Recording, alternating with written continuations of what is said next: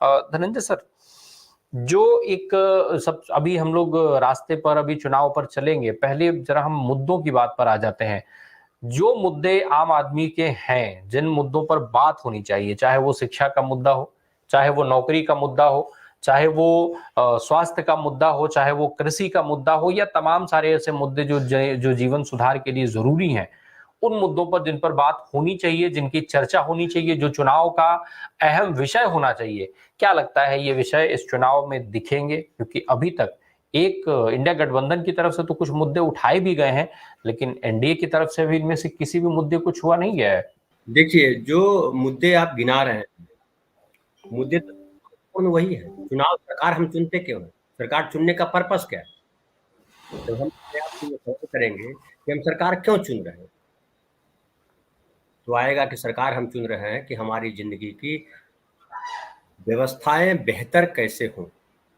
हम यूनिवर्सिटी नहीं खोल सकते कि वो एक आदमी यूनिवर्सिटी नहीं खोल सकता है, कोई एक आदमी सड़कें नहीं बना सकता है, कोई एक आदमी दूसरी सारी चीज़ें स्वास्थ्य व्यवस्थाएँ नहीं बना सकता है। उसके लिए हम सब ने मिलकर के एक संविधान बनाया और तय किया कि एक सरकार चुनेंगे। दुनिया में ऐसे ही होता है, सरकार चुनने का पर्पस हमारा होता है कि वो हमारी जो रूटीन लाइफ है, जो हमारे जो भविष्य है, उसको लेकर के सरकार चिंतित होगी, सरकार व्यवस्थाएँ करेगी। केवल शत्रुओं को रोकने के लिए सरकारें नहीं है ना, खाली फौज का काम नहीं है ना कि बाहरी दुश्मन हमको आकर के लूट न ले, इसके लिए हमने सरकार बनाई है। या हम जो है पूजा करने में हमको दिक्कत हो रही है तो हमको मंदिर बना के दे दे सरकार, इसके लिए तो सरकार है नहीं, या मस्जिद बना के दे दे सरकार। सरकार है कि रोजी रोजगार की व्यवस्था करे, सरकार है कि हमको जो है हमारा जीवन कैसे अपराध मुक्त हो, अपराधियों से हम बचें, इसके लिए है सरकार। इसलिए है कि हमारा जो है जब हम बीमार पड़े तो अस्पताल में हमारा इलाज हो जाए। सरकार इसलिए चुनते हैं कि हमारी पढ़ाई व्यवस्था, हमारे बच्चे जो है उस ठीक से पढ़ सके, अच्छी शिक्षा ले सके, जीवन में रोजगार ढूंढ सके, बेहतर जीवन समझ सके, मनुष्य होने का मतलब समझ सके। यही सब पर्पस है सरकार चुनने का।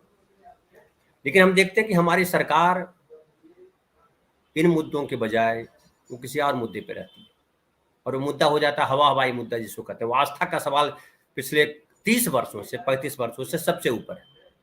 और जो जो जो जो कुछ सरकारें बीच में आई, उसने जो कुछ किया भी, right to food, right to education, right to health, right to information, ये तमाम जो बिल बने, कानून बने, उसको लेकर के इम्प्लीमेंटेशन है या नहीं है, कहाँ क्या सही हो रहा नहीं हो रहा, क्या हमारी वो चिंता है? आम नागरिकों की वो चिंता है कि राइट टू फूड मिला है तो हमको भोजन ठीक से मिल रहा है कि नहीं मिल रहा है, और ये जो भोजन मिल रहा है हमको हमको कितना मिलना चाहिए और कितना मिल रहा है, क्या हम इसकी तलाश कर रहे हैं? राइट टू एजुकेशन के तहत जो शिक्षा होनी चाहिए, जो मिलनी चाहिए, हमको मिल रही है नहीं मिल रही है, क्या हम इस बात पे सवाल करते हैं किसी से? हमको health level, right to health अगर अगर नेशनल लेवल पे नहीं है तो क्यों नहीं है? राइट टू हेल्थ क्यों नहीं होना चाहिए कि इस देश के हर आदमी को जब वो बीमार पड़े तो उसके स्वास्थ्य सेवाएं जो है वो सरकार की तरफ से मिले? क्यों नहीं हम सोचते हैं?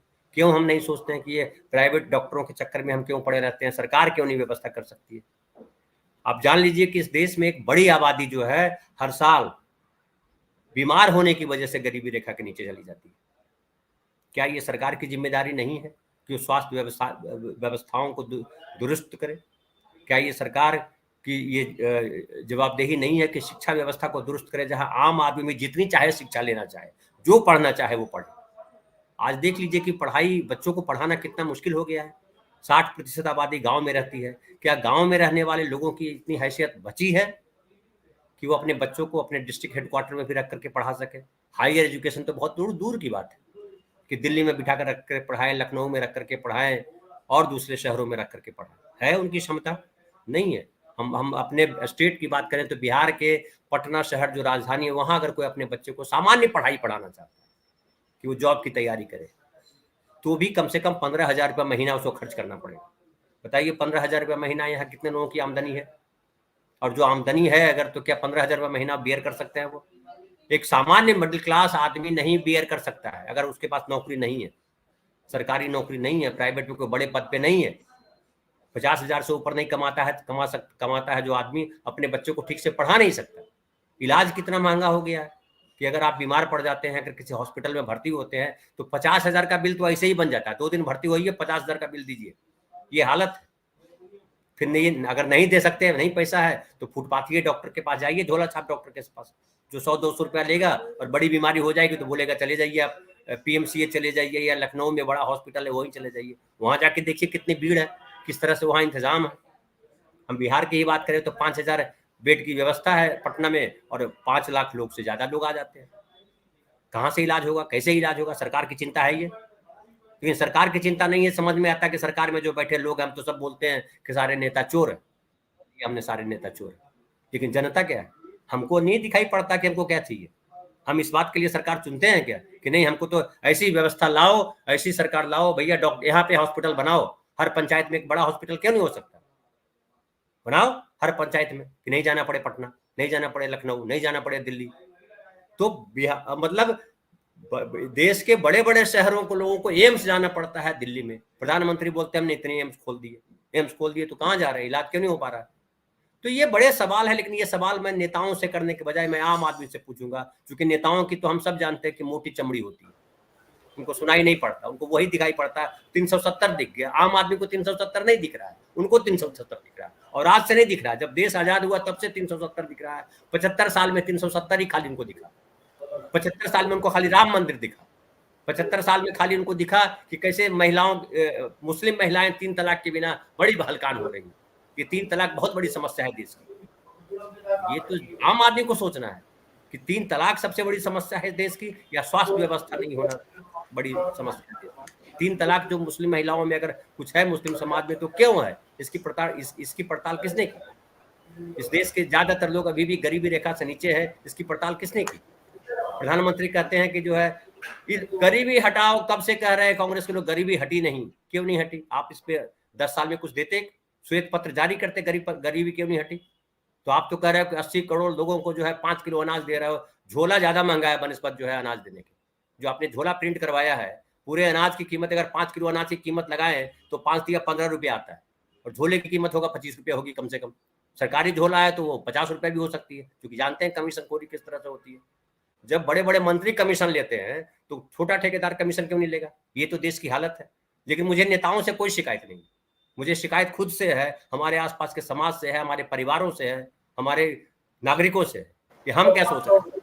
वो अपना भविष्य बना रहे हैं ना बेहतर, वो सारे नेता अपना भविष्य बेहतर बना रहे हैं। देखिए आप लिस्ट निकालिए कितने करोड़पति एमपी एमएलए हो जाते हैं। अरे सामान्य मुखिया 1.5 लाखपति हो जाता है, करोड़पति हो जाता है। सारे आपके विधायक करोड़पति हो जाते हैं। कुछ विधायक कम्युनिस्ट पार्टी, कुछ विधायक है, कुछ और अभी नए नए आए होंगे वो, या कुछ लोग ईमानदार, वाकई ईमानदार है कि नहीं हम तो नहीं करेंगे गलत वो, लेकिन वो कितने परसेंट? करोड़पतियों की लिस्ट निकालिए आप तो आपको समझ में आएगा। तो ये आम आदमी को समझने की जरूरत है। नेताओं से क्यों अपेक्षा लगा के बैठे हुए? नेताओं को धमकाओ, डराओ, ये नहीं करोगे तो हम तुमको वोट देंगे नहीं, खबरदार जो घुसना इधर। उल्टा हो जाता है, नेता धमका देता है कि किसान नहीं आएंगे दिल्ली। क्यों नहीं आएंगे? तुम्हारे बाप की दिल्ली है, नेताओं के बाप की दिल्ली है।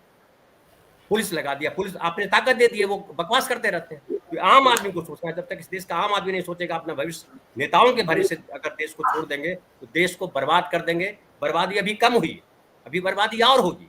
ऐसे करते रहो आप खुश हो जाओ कि अब जो है राम मंदिर आ गया, अब खुश हो जाओ कि हाँ बहुत बड़ी मस्जिद बन गई है, अब खुश हो जाओ कि हमने डंका बजा दिया दुनिया में। कहाँ डंका बजा रहे हो भाई?